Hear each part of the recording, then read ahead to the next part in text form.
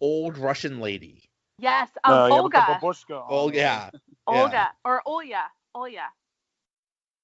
And then she does a really good Jane Lynch, almost too good. It's kind of scary. Yeah. Oh, I know many more. The Ladies Man. Remember, I like the Ladies Man. Ladies Man. Yeah. Yeah, Tim Meadows, I feel like, is one we haven't touched on. Yeah. And he's one of the longest tenured SNL guys. He was always like a secondary guy, except for like the Ladies Man. What is? You know, he actually talks about, I was just reading that about him. He talks about how he didn't have a character like everyone else did, like Dana Carvey with Church Lady, or, you know, he never had a character. But he did have that other skit, though. There was, what was it? Like, he was like the zookeeper or something. Oh, no, that was, we're talking about Tracy Morgan. Oh, that's right. It was Tracy Morgan. I'm sorry. Another person we didn't really mention. Yeah, we didn't mention Tracy Morgan, but that's the thing. Astronaut Jones, he did. Do you remember that? Where he'd be like doing that, like almost like borderline porno video. It'd be like 2 minutes long. I don't know if you remember seeing that. It was just like something in space, and he would pretty much tell like whoever the girl was to like drop her panties. I don't know if you remember that. That was a random skit. That was fun. Yeah, I say that was a random skit. Out of the new ones, I think she just kind of started, but she has a lot of promise. I don't know her name, but she does the boxer's girlfriend. Like every boxing movie, the girlfriend or wife from a boxing movie. Oh. And that's pretty funny. She's been in a lot of movies too. I don't know what her name is, but I think she has a potential to be really good. Yeah, I hope so, because they've been really lacking over the past 10 years. It's just hit or miss. It's just you never know. There could be something amazing one week and then just crap. It's like it seems to me like I think it's as much the writing as anything, and it seems like now they're almost like trying to make a point with every skit instead of just like being randomly funny. You know what I mean? Like they used to have stuff off the wall, didn't make sense, and it'd be they get real political. Yeah, and I think that real depending what you believe in, that could be like half of the audience. Right. You're right. Yeah. I mean, you're always going to do a president and things like that. That makes sense, but I never really liked. You know what Trump he does? I think it's just not that funny. I don't think. I've never seen. I like Alec Baldwin, but I don't like the. I've never. Hammond was a much better Trump than Baldwin Hammond has it down perfectly. There's actually that one. So there's that 2012 Republican national debate with all the people who didn't declare yet, and they have like Sudeikis as Mitt Romney, Tina Fey as Palin, Kristen Wiig as Michelle Bachmann, and then Hammond as Trump. Oh, okay. Hammond nails it. Yeah, I've seen him do them before. He does it really good. But you're right, Mark. They got way like before they would make fun of the president or something like that. It would be just an impression of that. But now it's like a declaration, like we hate you, we hate everything about you. They're very like almost the whole show is like anti-Trump, and like you're right. It's just going to piss off half the audience. So and I mean, again, it's like kind of like the same message over and over. It's like usually you want skits to be something different, like each time, you know. Right.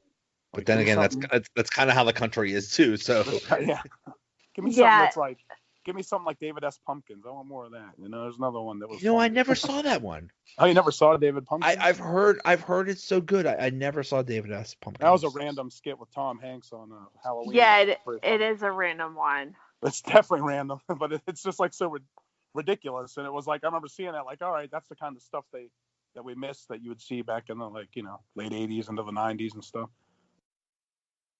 But kind of speaking of this, and she nailed it when Melissa McCarthy did Sean Spicer. Oh yeah, that was pretty funny. She did.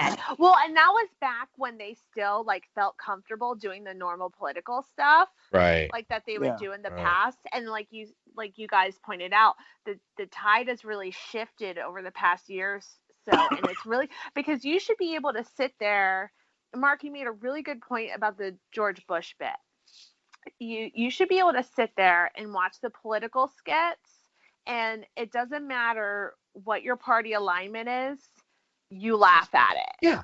That is like the Joe Biden bit. I always loved it when they would impersonate when Sudeikis would do Joe Bidden, because it was just so obnoxious and just spot on. Yeah, I mean, it doesn't always have to be like a good impersonation. Like the Alec Baldwin Trump one seems just like a lazy impersonation to me, but like the Clinton one was good. The Bushes, no one really got Obama very well. They had like a bunch of people playing. They didn't. No, they really didn't. They never. Because what was it? They had Fred Armisen, and then they had Jay Farrow. Jay Farrow, yeah. And neither one.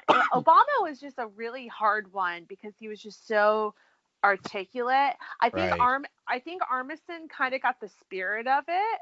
Yeah, and Jay Farrow just didn't do a good job with it. But I mean, Jay Farrow did an amazing Will Smith impersonation, and he had some pretty good impersonation. Eddie Murphy was like spot on. He did some really awesome. He did one skit. It was I think when Bill Cosby was on trial or something like that. He just did a number of impersonations at once, and it was amazing. Like, he nailed it. So I mean, he had the potential. He could do really good things, but he just did not do a very good Obama. Yeah, that was the one. Didn't Keenan usually do the Cosby one? Because I remember him actually doing Cosby on Celebrity. He was on Celebrity. Yeah, he did a really good Cosby, and he had those great Cosby sweaters on. It was always fun.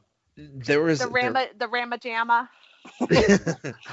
There was one and I do want to apologize, by the way, for mixing up Tim Meadows and Tracy Morgan. It's not what people think. Like, I was just I was trying to think of something, so I don't want people to think that, So I just want to apologize to all the listeners out there.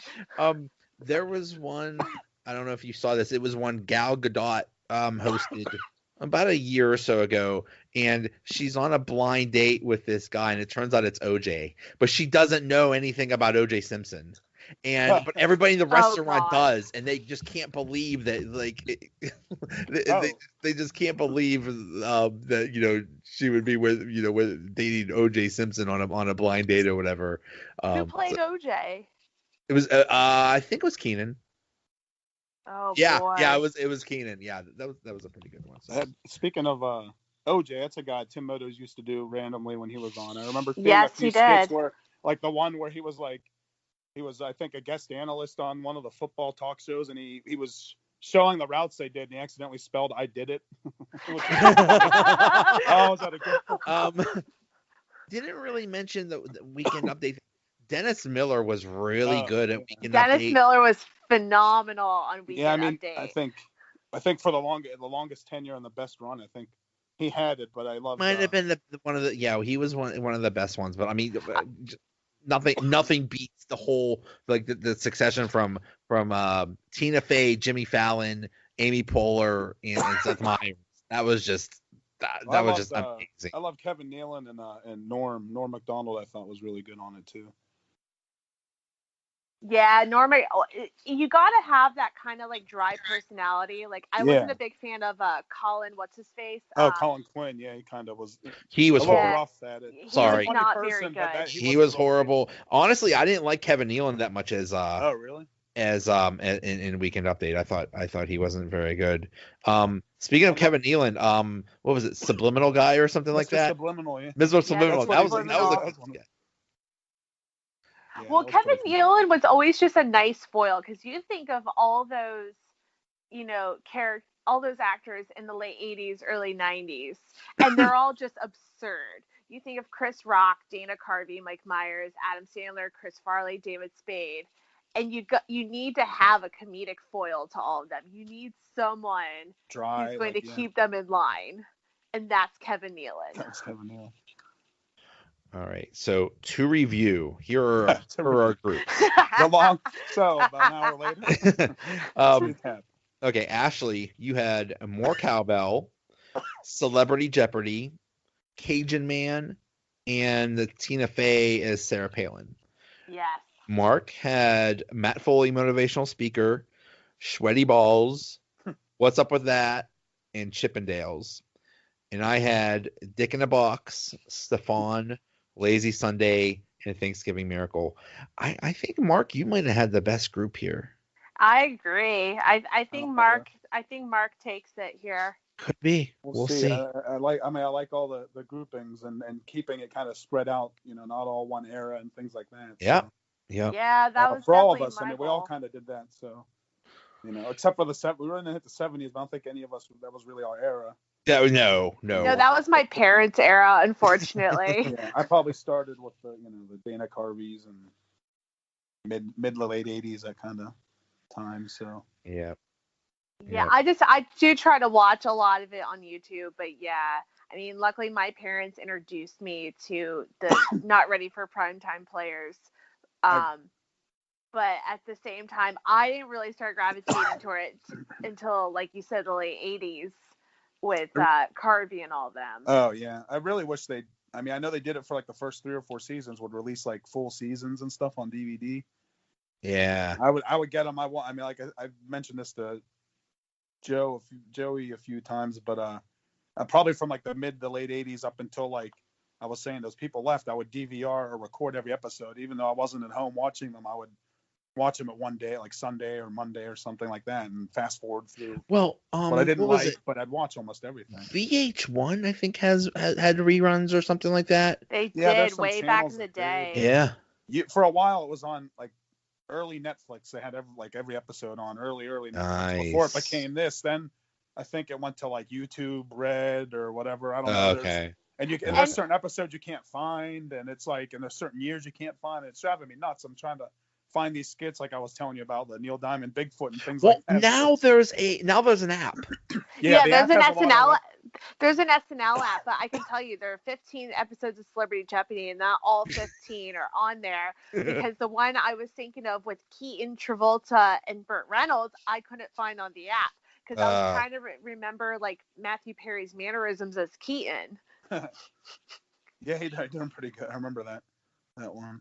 Yeah, there's an app, and it has a lot of skits, but none of them have like every skit from every episode and things like that. Yeah, right. They have the main ones. Deleted, but I'm going to find a lot of these because I'm going to watch them right now because I'm really excited. So. That's what I'm doing. All right, guys. This was we could do this for another 3 hours, but we should just turn this into like a weekly segment. Seriously. There's so many things we could do. Best actors. We could do, best hosts. Best hosts. Oh, best hosts. Best actors. Best hosts. Best weekend update bits. Yes. Yeah, like the bits, even. Not just the because we could narrow it down, like with all the, we could think of like the random guests and such. I think, Joey, I mentioned this to you. Best impressions. Right. Yeah, that'd be a good one. Yeah, there's so much we can do. All right, Ashley, Mark, thank you so much. Thank you. Yeah, good stuff, guys. All right. We'll all talk again later. Yes. For sure. All right. See you guys. Have a good night. Thanks for listening. We'll be back in a few days with another episode. Thanks again to Mark Hagelauer and Ashley Wright. Talk to you later. Another episode is in the bag. But there's really nothing bigger. At the end of the universe. Sit back. Have another beer. At the end of the universe. Chat. Talking Steve.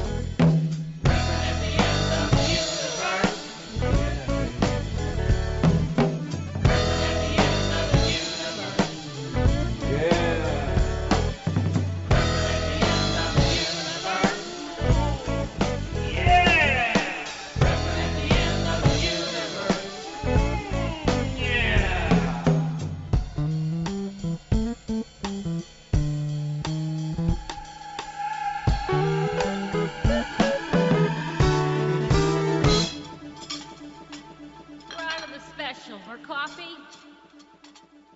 Imagine there was a way you could get an extra 20% off already incredible prices at Kildare Village. Well, there is. Just sign up to Privilege, our rewards program, and you'll be invited to our exclusive private sale, where you can enjoy an additional 20% off at participating Kildare Village brands between 29th of March and April 7th. T's and C's apply. Sign up at kildarevillage.com and find something extraordinary every day.